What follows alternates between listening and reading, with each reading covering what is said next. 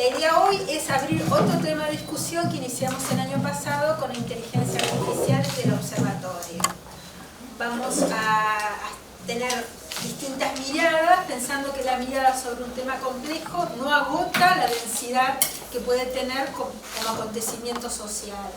En este punto nos interesa el debate que puede abrirse para pensar nuevas condiciones de trabajo de la universidad pública.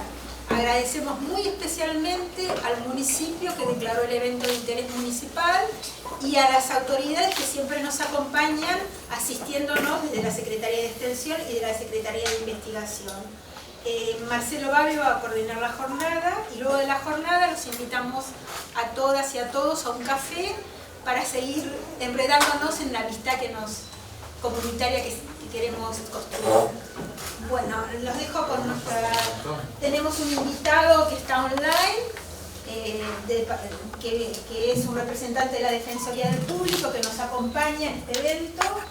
El pobre hace media hora que está ahí instalado, y quienes han venido especialmente de Buenos Aires y de Tandil a acompañarnos. Bueno, bienvenidos a todos. Te dejo Marcelo a cargo de la jornada. Mi participación es acá muy sencilla, se trata de presentar a los participantes. Con nosotros va a estar Sebastián Novomiski, que cambié el apellido, que comentaba Mónica, el representante de la Defensoría, doctor en Comunicación, director de Capacitación y Promoción de la Defensoría del Pueblo, del Público, investigador en Comunicación y Tecnologías de la Educación, va a ser nuestro primer ponente. Después Ingrid Salzman, que ella no me lo puso acá, pero es una filósofa de la técnica, licenciada en Comunicación, investigadora de la Facultad de Ciencias Sociales, de la carrera de Bellas Artes de la Universidad de La Plata, de la Universidad Nacional del Cine y parte del comité editorial de la revista Artefacto, que es una revista dedicada al pensamiento sobre la técnica, ¿no? Escribe suplementos culturales como ella, nos viene muy bien tratándose de la semana del periodista, y bueno, en diversos otros medios, ¿no? Y después Daniela Godoy, que es doctora en Ciencias de la Computación, que nos pidió que la presentemos como Daniela de Tandil,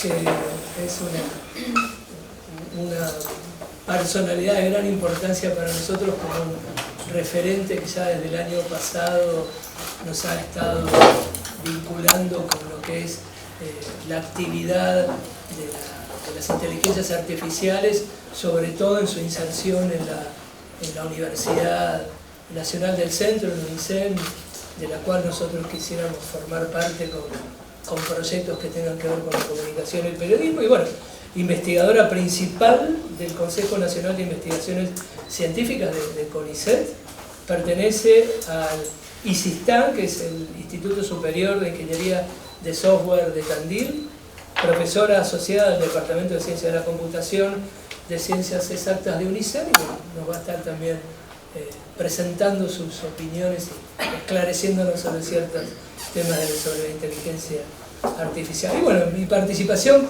prácticamente termina acá, salvo que usted se desordene mucho y tenga que dar la palabra. ¿Okay?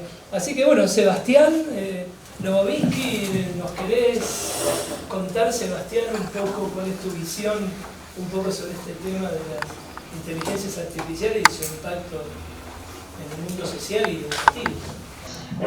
Bueno, buenas tardes, muchas gracias a todos y a todas los que nos acompañan. Muchas gracias a la universidad, muchas gracias a la Facultad de Ciencias Sociales de la Universidad del Centro, al Observatorio de Medios también, que allí me convocaron. Es un gusto estar aquí participando. La verdad que desde la Defensoría del Público venimos trabajando el tema inteligencia artificial. Personalmente trabajo en el campo, como mencionaba recién, de las tecnologías, los medios y la educación hace ya bastante tiempo, con lo cual venimos desarrollando desde la Defensoría del Público un trabajo que cruza distintas miradas, distintas perspectivas sobre la problemática comunicacional y ahora también la problemática de la inteligencia artificial más que nada, sobre todo para pensar el problema de la desinformación, y es un poquito, por eso, digamos, en el marco de la Semana del Periodista, aprovecho también para quienes ejercen esa profesión tan compleja en estos días, para felicitarlos y desearles un feliz día, pero digo, para pensar un poquito el rol del periodismo en este contexto, en un contexto en el cual la inteligencia artificial ha complejizado mucho el problema de la desinformación,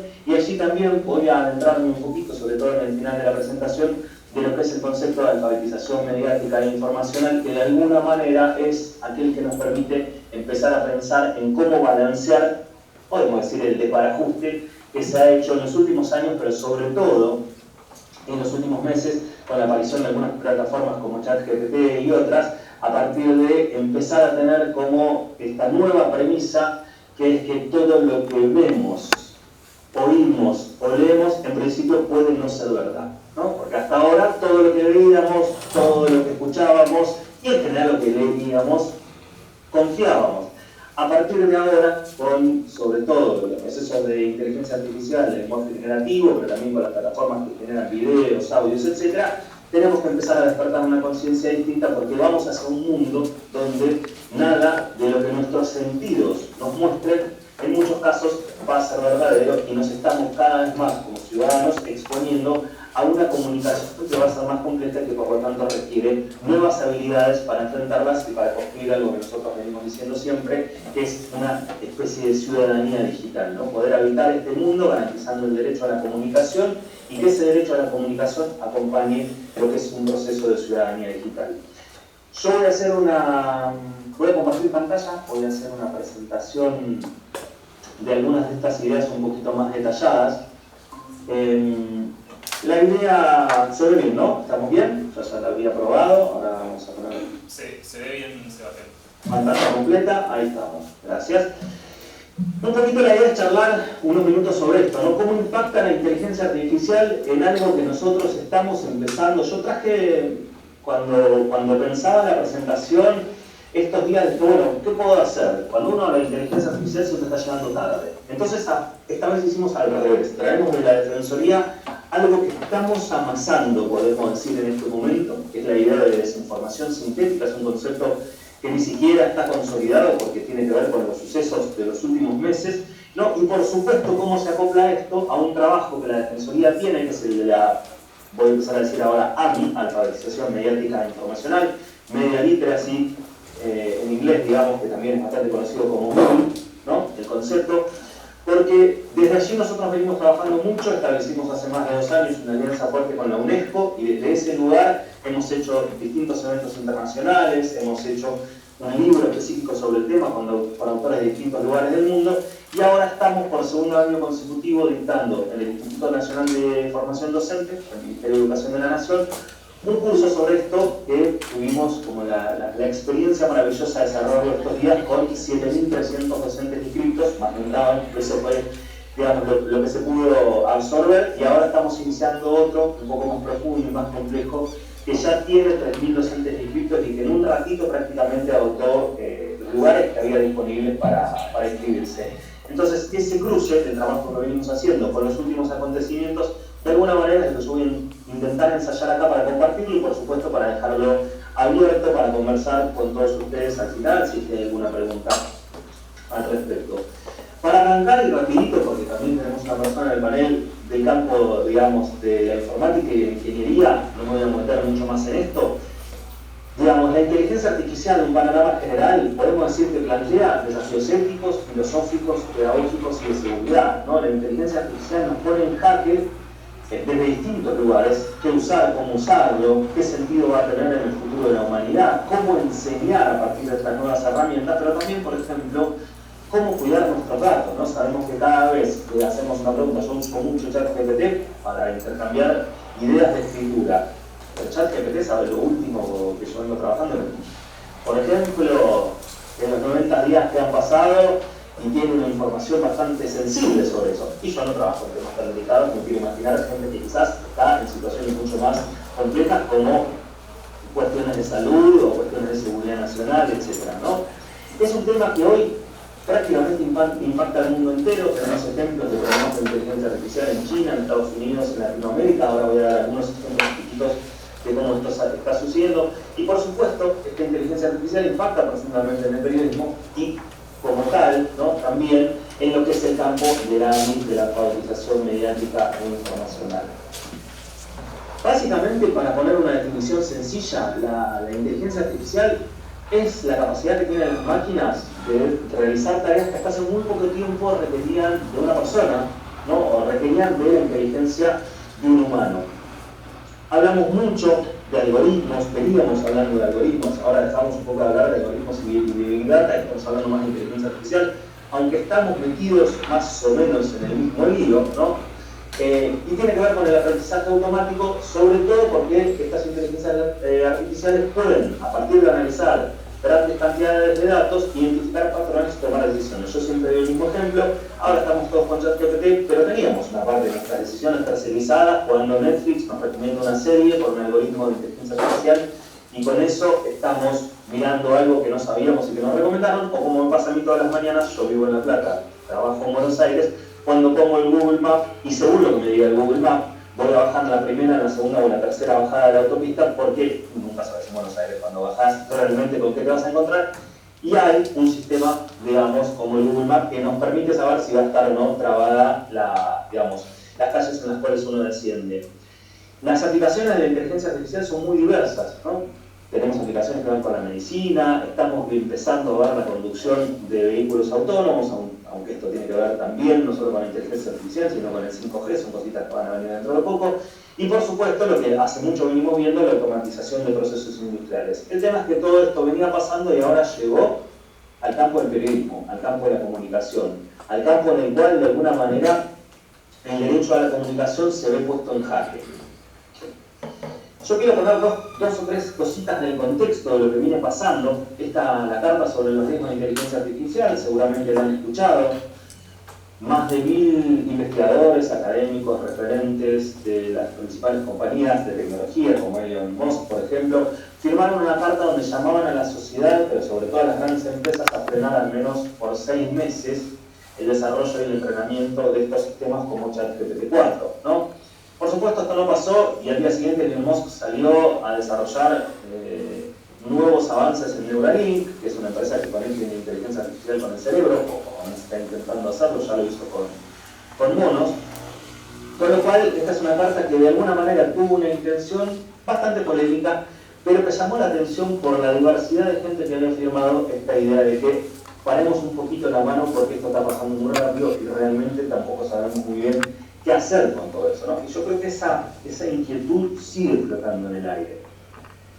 Después me parece que es importante mencionar, porque a mí me gusta la construcción del conocimiento situado, que también en América Latina se hizo una declaración en Montevideo sobre inteligencia artificial, donde más de 400 científicos firmaron una proclama que tiene algunas particularidades, sobre todo en 2 puntos. El primero, deja muy en claro que hay una idea general de que, por supuesto, la inteligencia artificial va a reemplazar una parte de algunos puestos de trabajo a mediano plazo.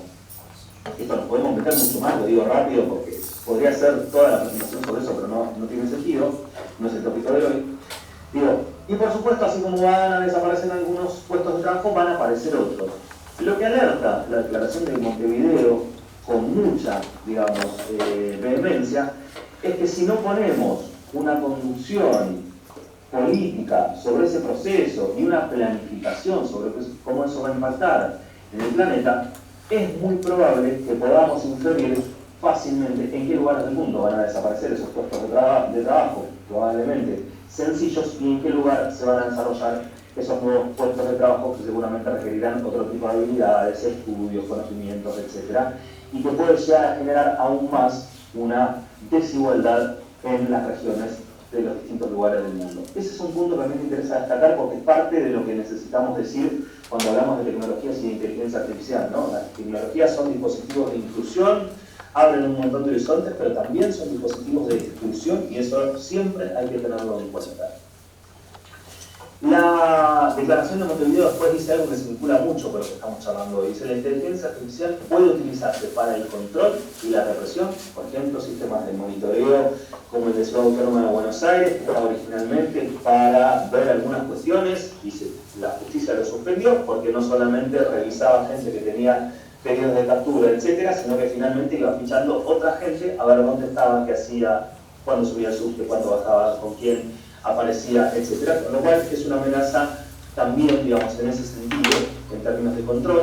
Y por supuesto que ellos marcan ahí, y es algo que nosotros retomamos de la Defensoría, una amenaza para la libertad de expresión y la democracia. Y en este punto, porque yo me quiero posar para abrir de alguna manera lo que va a ser la parte central de la presentación, que espero no sea muy larga, ya nos falta mucho, que tiene que ver con lo siguiente. La aparición de la inteligencia artificial en los últimos años permite la creación de lo que nosotros hoy llamamos, no nosotros de la Defensoría, sino muchos autores llaman, estos nuevos elementos de los medios sintéticos.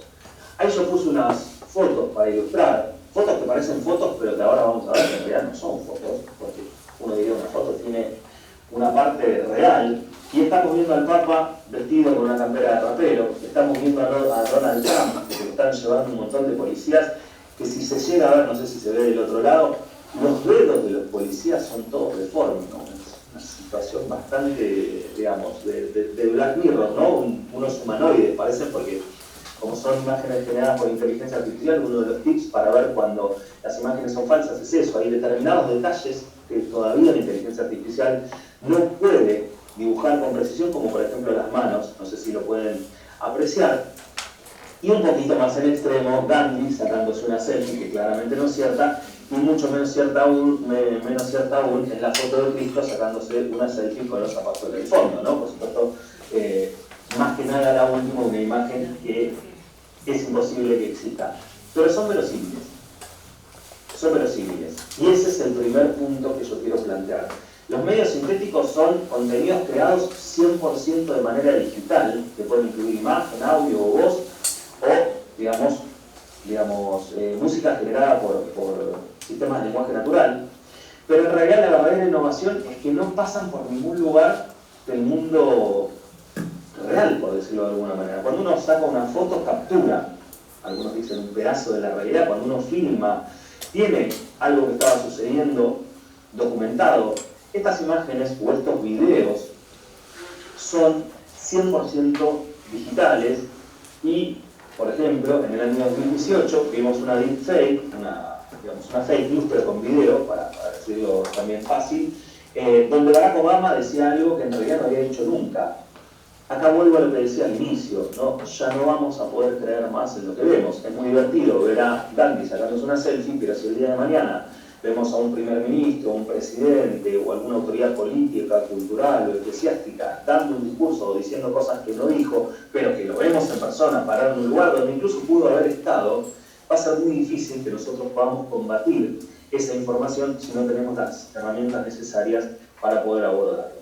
Este es un primer elemento que se suma a lo que fue la tradicional discusión sobre la desinformación como un eje central para poder combatir de cara a tener un sistema democrático lo más robusto posible. El segundo punto que se incorpora al problema de la desinformación con la inteligencia artificial a partir de los medios sintéticos es algo que es un poquito más nuevo, y algunos autores lo llaman las alucinaciones de los modelos de lenguaje generativo, es decir, de plataformas como ChatGPT, Bing o Brand, ¿no? Que son plataformas basadas en algoritmos. ChatGPT ya más o menos la conocemos todos y todas. El tema es que, seguramente a ustedes les ha pasado, si lo han usado, uno le da un prompt, le pide algo, la respuesta llega, la respuesta está bien escrita, es coherente, a veces no, pero uno puede seguir preguntando y el sistema realmente tiene un grado de ajuste que, si uno le dedica el tiempo suficiente a pedir respuestas, a sumar más información, etc., la verdad que nos encontramos con textos con una calidad extraordinaria. Incluso se han hecho evaluaciones de cómo se desempeña el ChatGPT en exámenes internacionales, etc. Y realmente son herramientas muy potentes y poderosas. El problema es que nos empezamos a encontrar ahí adentro con datos que no son ciertos, datos que son falsos, pero que son verosímiles también. Por supuesto, la inteligencia artificial no tiene la capacidad de mentir, no tiene la intención para mentir, que es una intención humana, ¿no? Yo te miento porque tengo una intención oculta. Las inteligencias artificiales no pueden mentir. Por lo tanto, se empieza a hablar de esta idea de alucinaciones, ¿no? Que son estas respuestas que pueden abarcar fechas, afirmaciones científicas o estadísticas, que son generadas a partir de un cierto patrón, ¿no? Que encuentra la plataforma de inteligencia artificial a partir de los datos que tiene el entrenamiento, pero cuando salen a la luz son ficticios, ¿no? Tenemos el caso hace pocas semanas, no sé si lo escucharon, un abogado en Estados Unidos que mandó toda una respuesta a un caso con un montón de citas de jurisprudencia norteamericana, un abogado prestigioso, no un abogado principiante, pero jurado seguramente, y que después, cuando la corte evaluó lo que había presentado, tuvo que pedir disculpas porque la mayoría de los casos que estaban citados en ese texto no habían existido nunca en Estados Unidos. Pero sonaban verosímiles, entonces en una lectura rápida, sin chequeo, un abogado experimentado había dado por hecho que esto era así y lo había mandado a la corte. De la misma manera, hoy nosotros tenemos el dato, que ya no sé si es de público conocimiento, pero casi, la plataforma o el diario, por decirlo de la manera tradicional, que más tráfico tiene en Argentina, es decir, el medio gráfico digital que más tráfico tiene en Argentina, hoy está publicando el 25% de sus notas programadas por bots, en base a plataformas de este estilo. Con lo cual, es muy probable que nos empecemos a encontrar con este tipo de cosas cada vez más seguidos y cada vez más va a ser difícil poder saber qué de lo que estamos leyendo es cierto o no si no hay un humano en el medio que pueda chequear la información. Por eso nosotros estamos en la Defensoría construyendo un nuevo paraguas para pensar que es este que llamamos desinformación sintética, ¿no? Que es un gran desafío que se nos viene por delante, es un enorme desafío que se nos viene por delante, donde periodistas, académicos, educadores, intelectuales, distintos tipos de trabajadores de prensa tienen que tomar. La desinformación sintética, nosotros decimos que se alimenta tanto de la información falsa generada tradicional e históricamente por los medios de comunicación, por supuesto esto no es nuevo, por los medios sintéticos, por las plataformas digitales y también por estas alucinaciones de los modelos de lenguaje generativo de inteligencia artificial, ¿no? Por eso nosotros decimos que esta desinformación sintética requiere una conciencia pública sobre los riesgos que tiene. Sabemos que la calidad de información es directamente proporcional a la calidad de la democracia en la que podamos vivir, ¿no? Y por supuesto hay una educación sólida para evaluar la información, promoviendo la comprensión de este ecosistema comunicacional que ha cambiado mucho y muy rápido, ¿no? Un ecosistema comunicacional donde había radio, tele, internet, redes sociales, radio, tele, internet, redes sociales y todo lo que yo acabo de mencionar que se despliega en los últimos años con el advenimiento de la inteligencia artificial, los medios sintéticos, etc. Por supuesto, y para ir cerrando, para abordar este problema se requiere un enfoque integral y ahí la alfabetización mediática e informacional nosotros creemos que es un eje fundamental. Para cerrar y hacerlo simple, después por supuesto puedo responder preguntas, o bueno, hay algunos materiales sobre esto también en el curso que yo les comentaba que dimos hace poco en el Infor. La alfabetización mediática en la era de la inteligencia artificial para verificar y contrastar la información y, por supuesto, analizar la importancia de las nuevas habilidades que tenemos que tener para chequear, para darnos cuenta de todo lo que está sucediendo. Por supuesto, la alfabetización mediática tiene que seguir analizando el impacto de las tecnologías de la comunicación contemporánea en el campo periodístico. Esto es una tarea de investigación que hay que seguir haciendo y que no la podemos dejar porque, no vamos a decir día a día, pero casi semana a semana esto se modifica. Hace media hora estábamos hablando de metaverso, que hoy parece una antigüedad del Pleistoceno, y ahora todo es inteligencia artificial, y seguramente dentro de un tiempo haya alguna otra cosa nueva que vaya complejizando cada vez más este panorama. Por eso hay que repensar la implicancia de los medios sintéticos en la democracia y, por supuesto, en la relación que tiene la comunicación con la garantía de los derechos humanos, recuperar la importancia de la educación en comunicación para garantizar sobre todo una sociedad libre y democrática. Eso es de alguna manera el aporte que desde la Defensoría intentamos hacer y el aporte que desde el campo, digamos, del periodismo y de la comunicación creemos que hoy es necesario realizar. Muchísimas gracias, ahí dejo la página de la Defensoría del Público.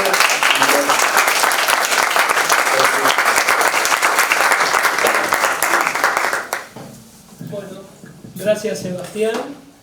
Ahora nos va a hablar un poco... después hacemos las preguntas cuando terminan todas las exposiciones. ¿Te parece, Sebastián? Okay. Le damos la palabra a Ingrid Sarchman, que nos va a hablar seguramente del impacto cultural.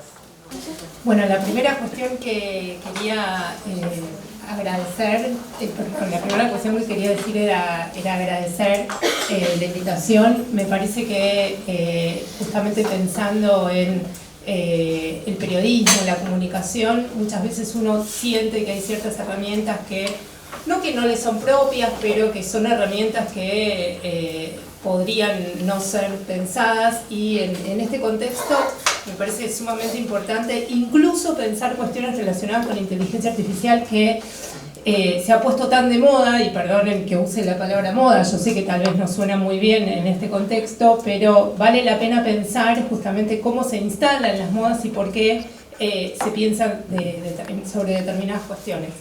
La primera cosa que quería señalar, incluso cosas que Sebastián señaló, yo también las iba a comentar, así que las voy a obviar. Tiene que ver con la historia de las máquinas de la comunicación, especialmente en la segunda mitad del siglo XX. Cuando nosotros pensamos en las teorías de comunicación, uno tiende a decir que, bueno, que comunicación hubo siempre, que el concepto de sujeto está relacionado con la comunicación, con los medios, con los lenguajes, con las pinturas rupestres, etcétera, etcétera. Pero me gustaría que nos ubicáramos en la segunda mitad del siglo XX, ¿sí? Especialmente fines de la Segunda Guerra Mundial, para pensar el momento en el cual las máquinas, las primeras computadoras, ingresan en la vida social. Todos ustedes conocerán la historia de Turing y de la primera computadora y de la manera en la cual, de alguna manera, esta primera computadora se dice que ha logrado la derrota de los alemanes, pero lo que me interesa en realidad rescatar esta idea de Turing es la idea de que las máquinas pueden interactuar o que pueden pensarse en correlación con las actividades humanas, con el pensamiento humano. Finalizada la Segunda Guerra Mundial, en las teorías de comunicación, empieza a aparecer esta especie de ideal de pensar que la Segunda Guerra Mundial nos enfrenta a una evidencia tan tremenda de lo que el ser humano ha logrado hacer con el ser humano, que hay toda una corriente en comunicación que tiende a pensar que el ideal del humano sería parecerse a las máquinas. Es decir, si el esquema de las máquinas tiene que ver con una teoría de la información donde yo dirijo un misil que va de A a B, entonces sería necesario pensar un ideal de ser humano, Philippe Breton lo va a llamar el Homo Communicans, que sería una especie de terminal boba que lo que haga sea emitir y recibir mensajes, ¿sí? Una especie de sujeto plano que estaría conectado con el resto del mundo y que cumpliría la función de emitir y recibir mensajes. Este ideal claramente no forma parte de lo que efectivamente somos, pero marca una necesidad de repensar la condición humana en relación a las máquinas, insisto, en la segunda mitad del siglo XX. Al mismo tiempo, todo el desarrollo de la cibernética también apuntaba a pensar cómo sistemas informáticos podían parecerse a los sistemas neurológicos. Lo que quiero señalar es esta homología entre sujetos y máquinas, ¿sí? Este ideal donde la segunda mitad del siglo XX intenta pensar sociedades conectadas, sociedades entrelazadas, donde los mecanismos de la máquina se parezcan a los mecanismos de las personas y viceversa. Ustedes saben también que hay un montón de metáforas relacionadas con el funcionamiento del cuerpo humano, la circulación, la emisión y todo el tráfico, que también se asemeja a las máquinas. Hay un libro que en realidad no es del siglo XX, pero que me permito mencionarlo, que es el de Richard Serret, que se llama Carne y Piedra. No sé si lo conocen, si no lo conocen, yo lo recomiendo en cualquier lado, fuera de contexto también, porque es un libro muy lindo que en realidad lo que hace es pensar el paralelismo entre cuerpo y ciudad, entre circulación del cuerpo individual y la circulación de las ciudades. Y en todos los casos, en realidad, de lo que se trata es de pensar el correcto funcionamiento, ¿sí?, una especie de metáfora donde la circulación de bienes y servicios se parecería a la circulación de la sangre yendo a los distintos órganos.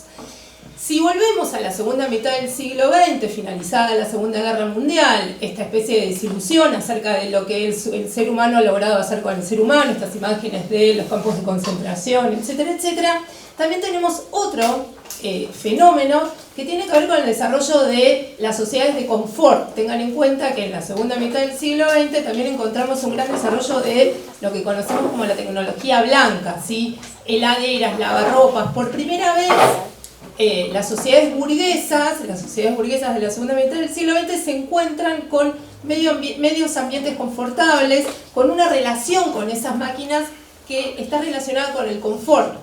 Hay imágenes que también son de fácil acceso que tienen que ver, por ejemplo, con el desarrollo de la publicidad. También saben que, si han visto Mad Men, por ejemplo, de alguna manera ilustra este tipo de sociedad, ¿no? Donde las agencias de publicidad, si bien ya existían, porque son de fines del siglo XIX, empiezan a profesionalizarse en la venta de imaginarios tecnológicos.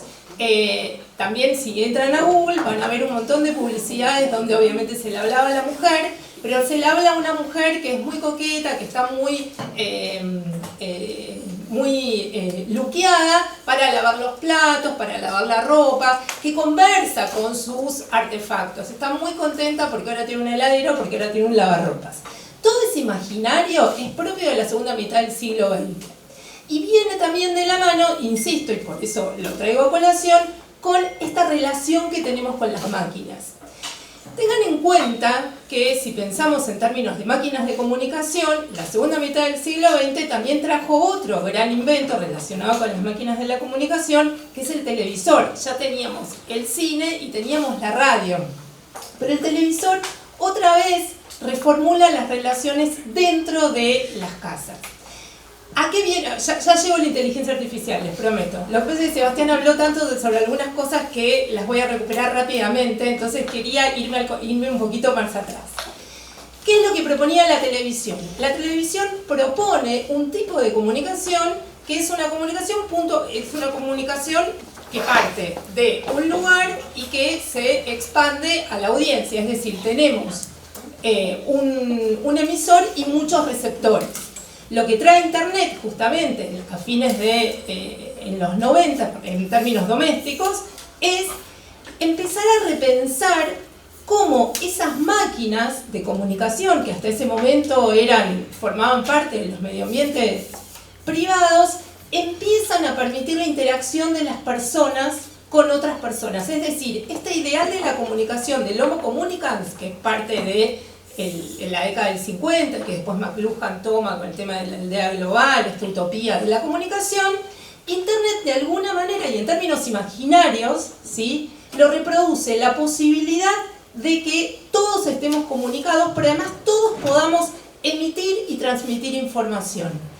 Este gran salto relacionado con las maneras de pensar la relación entre el ser humano y las máquinas es fundamental para entender, y ahora sí vuelvo al inicio, el impacto que tiene, no voy a decir la inteligencia artificial, pero sí el imaginario social con respecto a la inteligencia artificial en nuestra vida cotidiana. Sí, por eso di toda esta vuelta. ¿Por qué? Porque no es la primera vez que nos enfrentamos con la pregunta acerca de lo que nosotros podemos hacer con las máquinas o lo que las máquinas podrían llegar a hacer con nosotros. Nosotros tenemos una larga historia de interacción con las máquinas. La gran pregunta es ¿por qué ha impactado tanto esta idea, esta relación? Y al mismo tiempo, ¿cuáles son los imaginarios que están como afectando nuestra relación con esas máquinas? Y la primera cuestión justamente tiene que ver con la cuestión de la verdad, que es lo que desarrolló Sebastián. Hasta el siglo XX nosotros sabíamos que cuando veíamos una foto, por ejemplo, esa foto había tenido un correlato en la realidad. Había pasado eso. Hay algunos estudios, por ejemplo, que muestran que la primera fotografía, que es de 1850, no me acuerdo exactamente el año, pero es una foto sobre la guerra de Crimea. Esa primera foto tiene su correlato en un gran cuadro, en una gran pintura, donde muestra, la pintura muestra a los soldados arriba de los caballos luchando, con unos colores tremendos en el cielo, etcétera, etcétera. Y la foto son los soldados posando con menos onda, ¿sí? No, están mirando a cámara, no hacen nada. Es muy interesante eso porque en realidad la foto lo que está diciendo es toda esa imaginería acerca de las batallas y lo que fuera, en realidad tiene su correlato en estos soldados que además no entendían bien cuánto tiempo se tenían que poner frente a la cámara, cuánto tiempo tenían que esperar hasta que efectivamente el dispositivo sacara la foto, pero en todo caso lo que hacía era otorgar la idea de hemos estado ahí, esto que ha pasado ha sucedido. El siglo XX, aún más, pone, especialmente en el fotoperiodismo, ustedes saben que el fotoperiodismo lo que muestra es justamente la valentía del fotógrafo que ha estado en la escena. Hay un montón de fotos paradigmáticas acerca de la verdad de la situación, incluso fotos que han pasado en la historia. Estoy pensando en la guerra de Vietnam, la apertura de los campos de concentración. Ustedes saben que en los museos una de las imágenes que más impactan son las imágenes de las barracas, los prisioneros. En Lanzmann, en su película Shoah, cuando entrevista a los camarógrafos rusos que habían entrado al campo, dice que justamente lo que no pudieron fue tolerar la mirada de la cámara frente a los cadáveres o a los sobrevivientes de los campos, ¿sí? Es decir, la cámara no podía tolerar mostrar la verdad. ¿Qué es lo que, cuál sería como el punto donde nos debemos parar y donde aparece la bandera roja?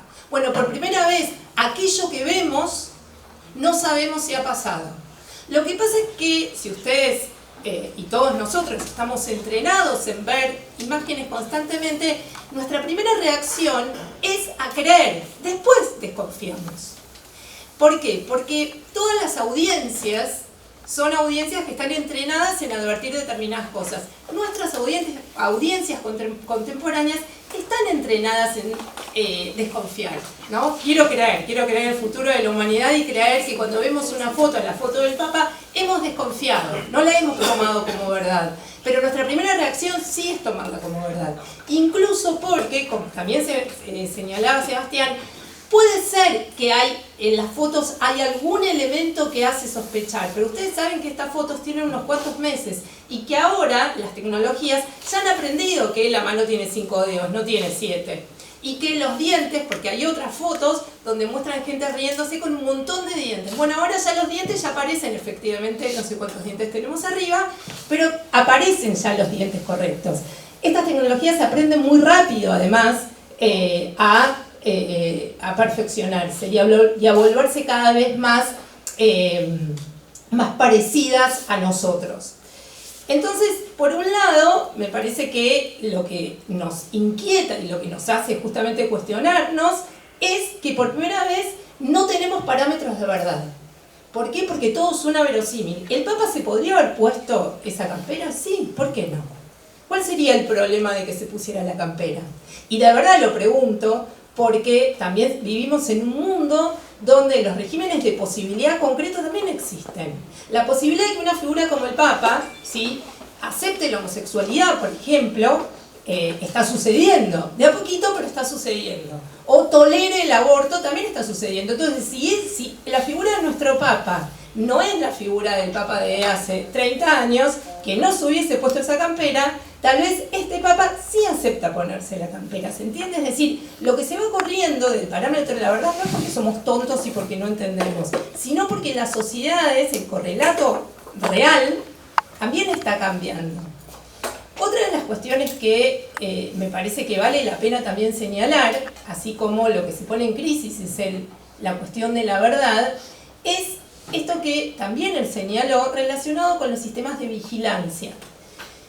Todos nosotros en el 2001, después de, bueno, muchos de ustedes no habían nacido, ¿no? Pero después del atentado a las Torres en el 2001, las condiciones de vigilancia para poder subir un avión se volvieron extremas, ¿sí? No sé si alguno de ustedes acá se acuerda. pero los controles para poder subir relacionado con desde sacarse todo, es decir, estar más o menos en ropa interior, pasar por el cosito, dejar todo de costado, permitir que nos hicieran preguntas demasiado íntimas, todo eso, ese tipo de vigilancia, nosotros en ese momento de alguna manera lo toleramos en función de la seguridad general. Ese sistema de vigilancia, conforme fueron pasando los años, de hecho pasaron 21 años estoy diciendo bien, 21 años y medio del atentado a las Torres, todavía sucede en los aeropuertos y cualquiera de ustedes ha experimentado la mirada un poco sospechosa de alguna persona que antes de subir al avión o mira lo que ustedes tienen, ¿sí? Es decir, nos sentimos sospechosos potenciales. ¿Por qué? Porque el sistema de vigilancia está constantemente entre nosotros, los sistemas de cámaras de vigilancia, y los toleramos. La gran cuestión es preguntarnos justamente de qué se trata esa tolerancia a la vigilancia y si es posible decir que no. ¿Por qué? Porque justamente lo que hacen los dispositivos, una cosa es el oficial que nos mira raro y otra cosa es una cámara que nos vea parecidos a un sospechoso o a un asesino serial, ¿no? Porque ciertos parámetros de nuestra cara se parecen o son leídos como si fueran de esa persona. Es decir, lo que se pone también en duda y en relación a la vigilancia es la cuestión de la identidad. ¿Cómo nosotros somos reconocidos por esas máquinas? Hay todo un tema relacionado justamente con la cuestión de los algoritmos, ¿sí? En función de qué es lo que buscamos, cómo se construye nuestro perfil virtual y también cómo se construye nuestro perfil que circula de manera pública. La cuestión de la fake news, que me parece que es uno de los temas centrales, especialmente en nuestra profesión, no es un tema que pueda, no solo que pueda resolverse relacionado con esta idea de, bueno, tenemos que tener una cierta responsabilidad cívica y poder tener cierta responsabilidad incluso en el momento en el cual nosotros emitimos ciertas noticias, porque tengamos en cuenta que contrario al siglo XX, en nuestro siglo somos todos potenciales comunicadores, todos tenemos redes y todos podemos decir cosas de manera constante. Y vuelvo al tema de la vigilancia y la fake news, ¿por qué? Porque lo que también encontramos de manera constante en las redes son, por ejemplo, los scratches, ¿sí? Como práctica habitual. ¿Cuál es la relación entre los scratches, la fake news y los sistemas de vigilancia? Que nosotros estamos imbuidos en un sistema que produce constantemente noticias que no tienen ningún origen, no sabemos de dónde salió la foto del Papa. En realidad después lo supimos porque después el que hizo la foto se quiso llevar el crédito y dijo, hey, yo lo hice y no se dieron cuenta. Sí saben que después salió a decir que él lo había hecho porque todavía subsiste el sistema de autoría en nuestras sociedades. Pero podría haber surgido de cualquier lado.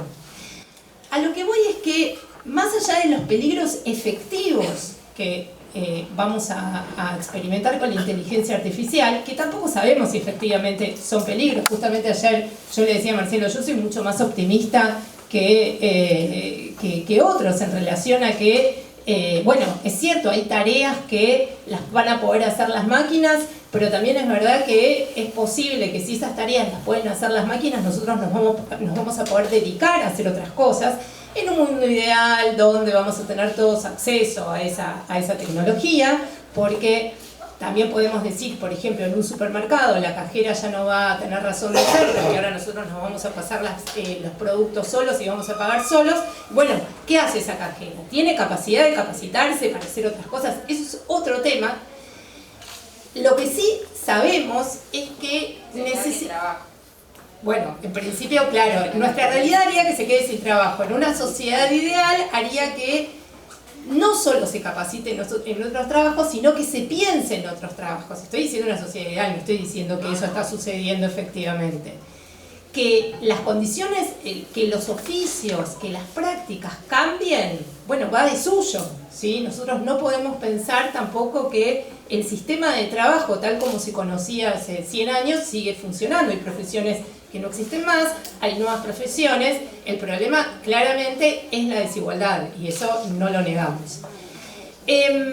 Lo que sí podríamos pensar en todo este entramado de comunicación, de colaboración, de convivencia entre máquinas y personas, es que, por un lado, no podemos evitar advertir los problemas que traen estas interacciones.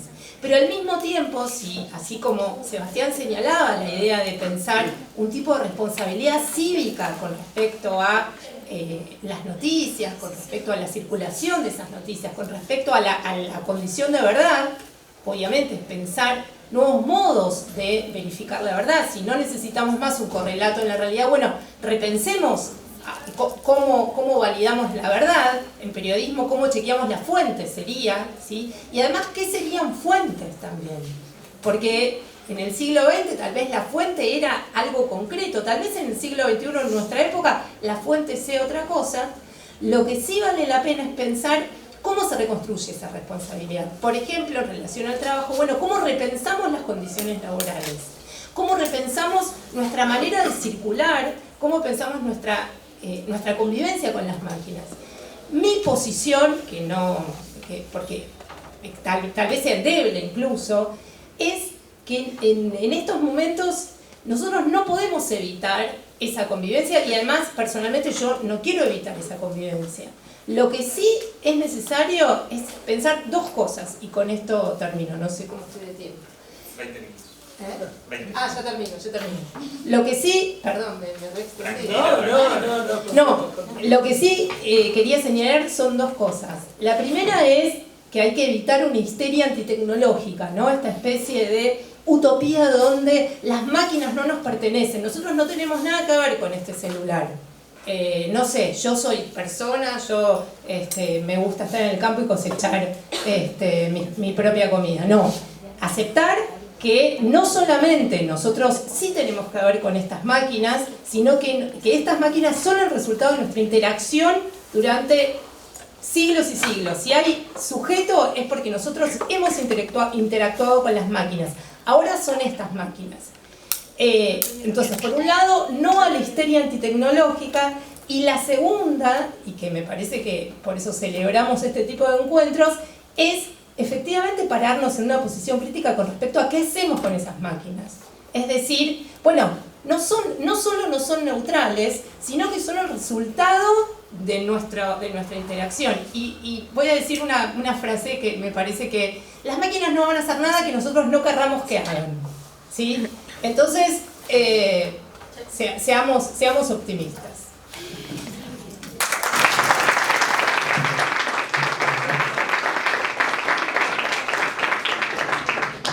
Bueno, ahora nos queda escuchar lo que nos va a contar un poco en relación a la inteligencia artificial, y también le vamos a pedir un plus, no sé si ahora o después, que nos cuente un poco qué son las cosas que se están haciendo y lo que hicieron al respecto.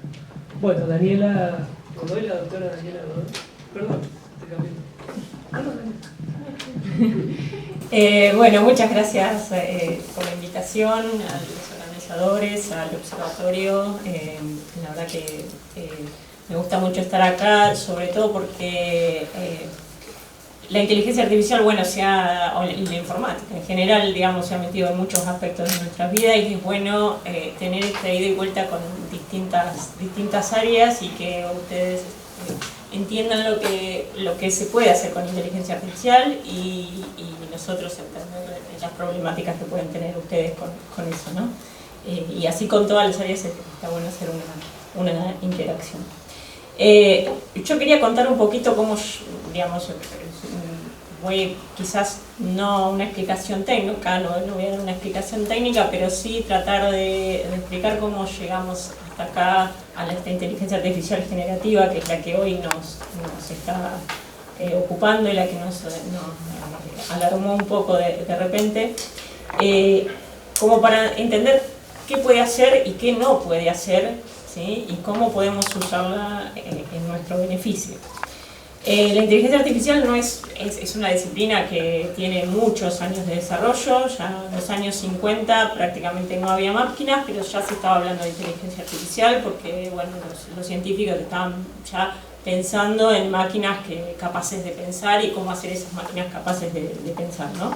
Entonces Turing, el padre de la informática, fue el primero que dijo, bueno, ¿sí? ¿Cómo vamos a definir inteligencia, ¿no? Y planteó el famoso test de Turing, que ustedes habrán escuchado, que si una máquina es capaz de engañar a una persona y la persona no sabe si está hablando con una máquina o con otra persona, bueno, ahí decimos que esa máquina tiene inteligencia artificial.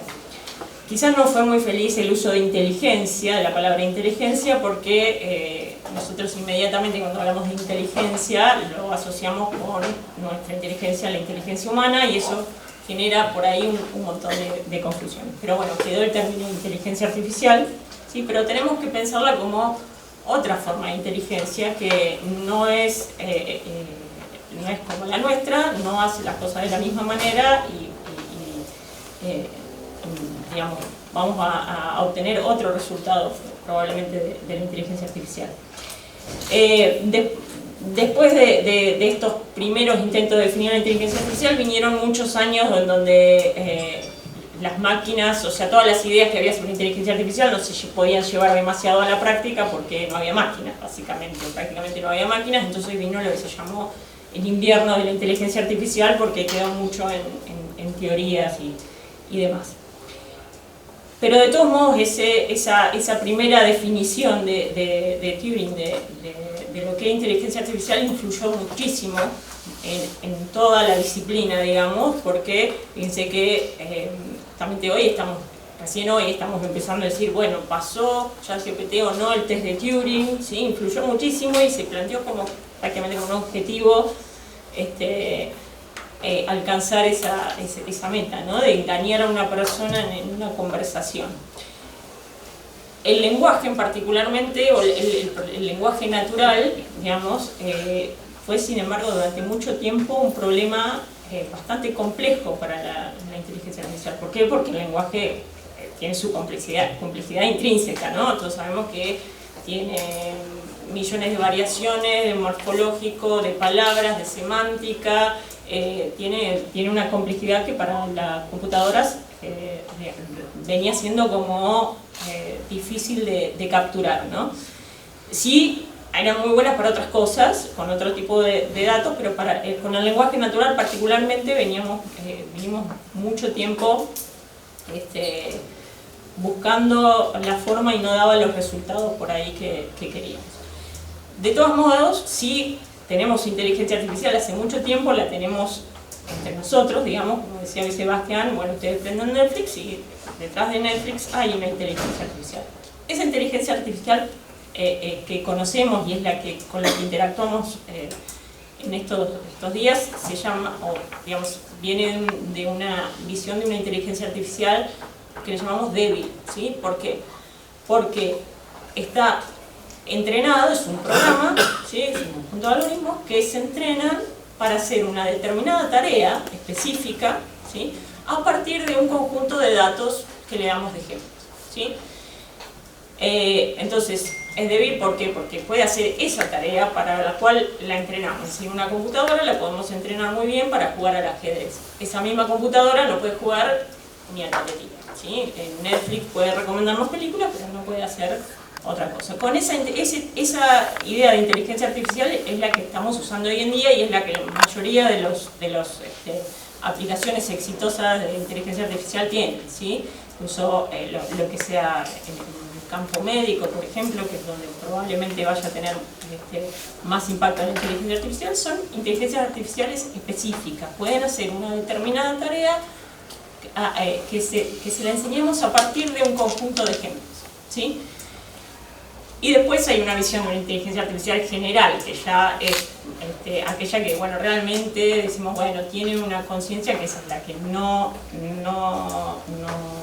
está hoy y a la que está en duda si vamos a poder llegar y cuándo vamos a poder llegar, ¿sí? Pero en general estamos hablando de inteligencias artificiales específicas, ¿sí? Que se desarrollan para una tarea determinada. estas inteligencias artificiales generativas también están entrenadas para una tarea en particular. ¿Cuál? La de generar lenguaje, ¿sí? Entonces, desde hace unos, digamos, 10 años para acá, surgieron algunas técnicas en este área que llamamos de aprendizaje de máquina, ¿sí? Y otra vez, digamos, es aprendizaje de máquina, no es el aprendizaje que nosotros podemos entender con una palabra aprendizaje. Que es el que aprende a partir de los datos, aprende, tengo un conjunto de ejemplos, un conjunto de datos, aprende un patrón, aprende un modelo de esos datos para poder predecir algo a futuro.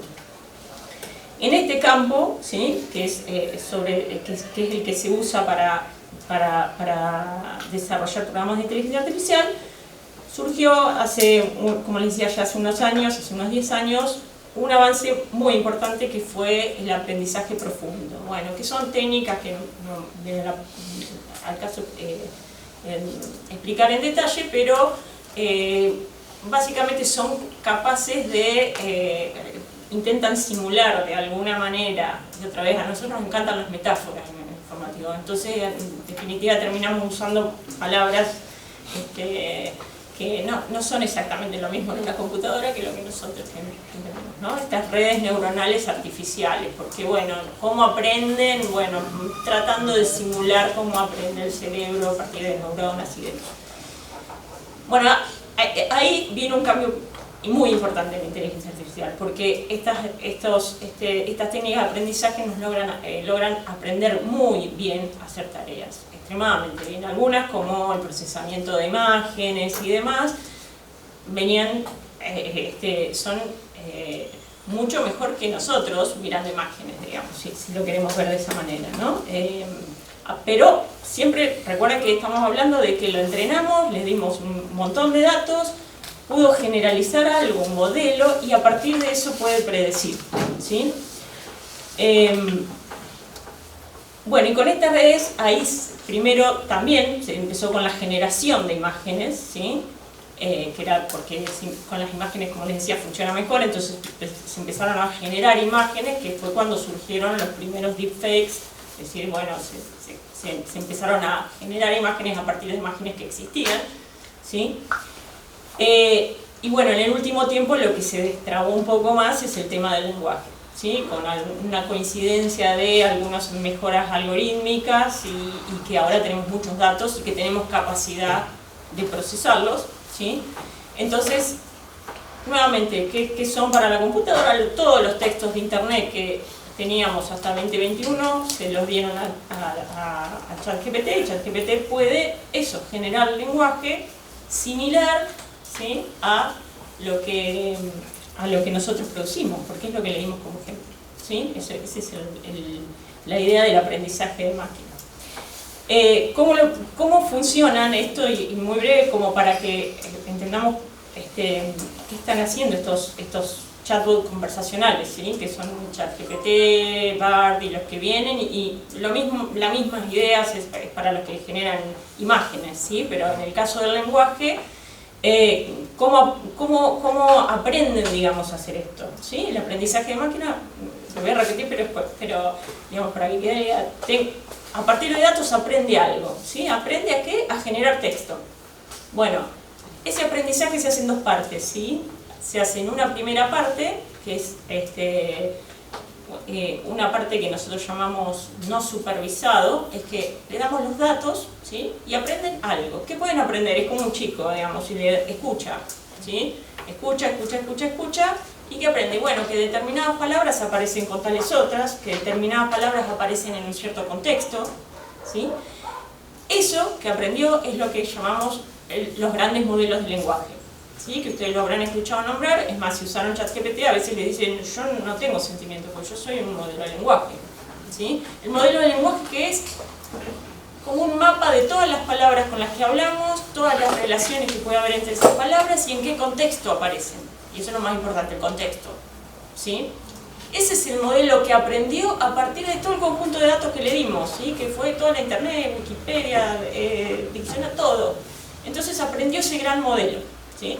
Que hoy decimos, bueno, está GPT, que es el que usa GPT, Google tiene el suyo, Meta tendrá el suyo, hay abiertos también, ¿sí? Entonces, esos modelos de lenguaje nos sirven ¿para qué? Para entender mejor el lenguaje, ¿sí? Y para producirlo. Entonces, por un lado, nos sirve para entender, y esa es una parte, digamos, de la utilidad del modelo de lenguaje. Cuando ustedes entran a Google a buscar algo, ustedes hacen una consulta, atrás hay un modelo de lenguaje que lo que hace es contextualizar esa consulta, ¿sí? Y voy a ir a buscar los documentos que realmente sirven mejor, ¿sí? Y por otro lado genera, ¿sí? Y cómo genera es bastante simple la tarea para la cual están entrenados estos lenguajes. Es, dada una secuencia de palabras, ¿cuál es la siguiente? ¿Sí? Predice cuál es la mejor siguiente palabra, ¿sí? Entonces así va a decir, bueno, si yo digo la suma de 2 más 2 es, ¿cuál es la siguiente palabra? ¿Sí? Que es probable en ese contexto. Entonces, ¿el contexto qué es? Lo que yo dije antes, la secuencia de palabras previa, ¿sí? Entonces, eso es lo que es el modelo de lenguaje, simplemente predecir la siguiente palabra, ¿sí? Y fíjense qué tarea simple para la cual la entrenamos, ¿sí? Pero bueno, ¿dónde está la potencia? En que le dimos una cantidad de datos fabulosa, ¿sí? Le dimos una cantidad infernal de datos y entonces puede predecir bastante bien cuál es la siguiente palabra. Y después viene otra etapa de entrenamiento que tienen particularmente estos chatbots, ¿sí? Que ya no es para entender, sino es para generar. Entonces, ¿cómo genera un texto completo? Bueno, lo genera palabra a palabra también, dice sí, bien, sí, y las palabras anteriores son el contexto, y cuanto más largo es el texto, más contexto tengo. Por eso, cuanto más información yo le di cuando hago la pregunta, mejor va a ser la predicción, ¿sí? Pero tengamos en cuenta que hace eso, genera un texto nuevo en base a aquello que es probable, ¿sí? Ni va a buscar información a ningún lado, ni va a verificar información en ningún lado. Por eso lo que decía, la palabra que circula acá, que es verosímil, es una respuesta que se parece a lo que sería la respuesta verdadera a la pregunta de lo que yo le dije, pero se parece, ¿sí? Puede ser que sí, que sea. ¿En qué está, digamos, la diferencia? Bueno, en cuántos datos fue entrenado para responder a esa pregunta. Si ustedes le hacen una pregunta muy general, probablemente la respuesta sea correcta, ¿sí? Si hacen una pregunta muy específica, porque hay poca información en internet, va a alucinar, como decíamos. Porque, ¿qué iba a decir?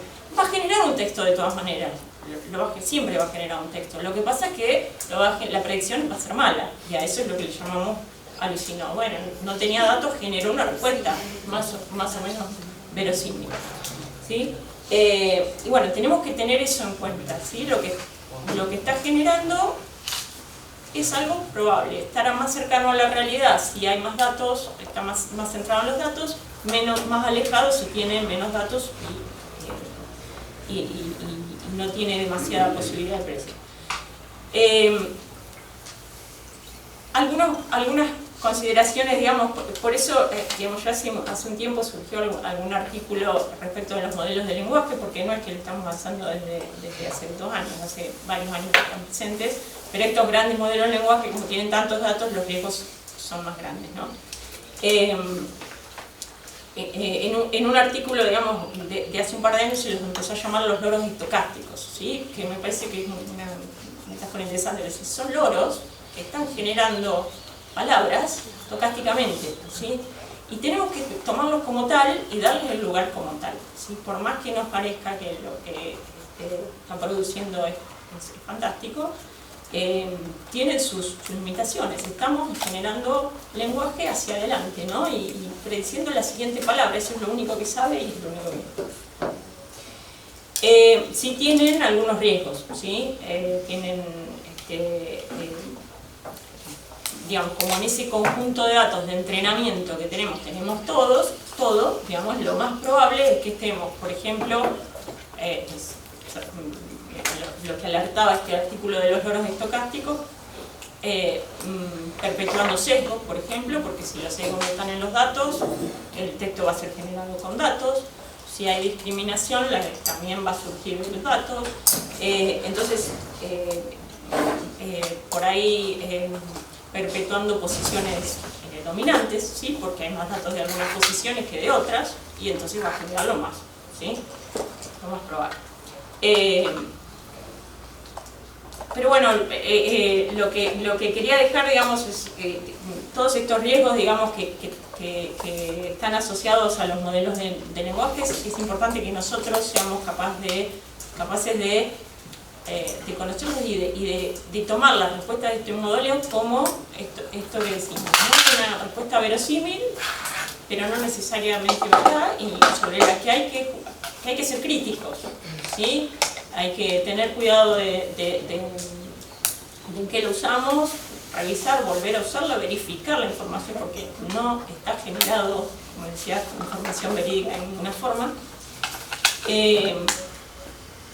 Y bueno, estar atentos, bueno, supongo que lo que a ustedes los afecta por ahí más cerca es todo lo que estas tecnologías generativas pueden impactar en, por ejemplo, los procesos de desinformación, ¿sí? Obviamente va a facilitar la generación de contenido, ¿sí? Antes, para manipular una imagen había que tener cierto conocimiento, ahora uno pone un texto, sale una imagen, ¿sí? Entonces, no sé si, lo importante también, digamos, resaltar lo positivo. La inteligencia artificial está de los dos lados del mostrador en estos casos, ¿sí? Así como está en la generación, ¿sí? También hay inteligencia artificial para entender el texto y tratar de moderarlo o de alertar sobre lo que se generó, ¿sí? Entonces ahí hay una batalla de inteligencia artificial, ¿no? Y bueno, eso es un poco, digamos, el resumen de cómo funcionan estas cosas. Y lo que sí hay que hacer, digamos, lo que tenemos que pensar, me parece, lo que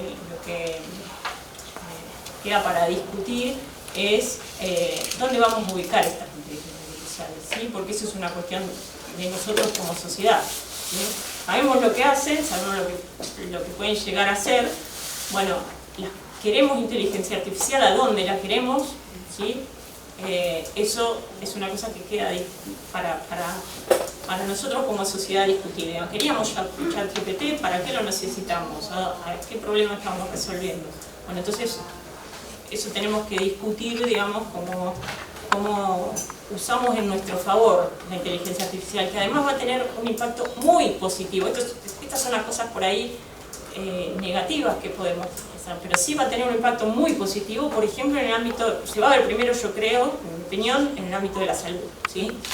Porque así como lo entrenamos para hablar, lo entrenamos para ver imágenes médicas, ¿sí? Y esto sí se hace desde el ámbito de la UNICEF, por ejemplo, no muy lejos, y con resultados que son muy superiores a los que puede ver el ojo humano. Pero otra vez, ¿dónde lo vamos a poner? ¿Sí? No podemos relegarle el poder de que la inteligencia artificial sea la que haga el diagnóstico, ¿sí? Siempre tiene que estar en una posición de asistente, ¿sí? El asistente para ayudarles a escribir una noticia, puede ser, ¿sí? Asistir al médico dándole información precisa sobre el estado de un paciente también, pero pongámoslo en un rol de asistencia, ¿sí? Y no tenemos el control de decir, ¿no? En definitiva, la decisión final es la nuestra, ¿no? Bueno.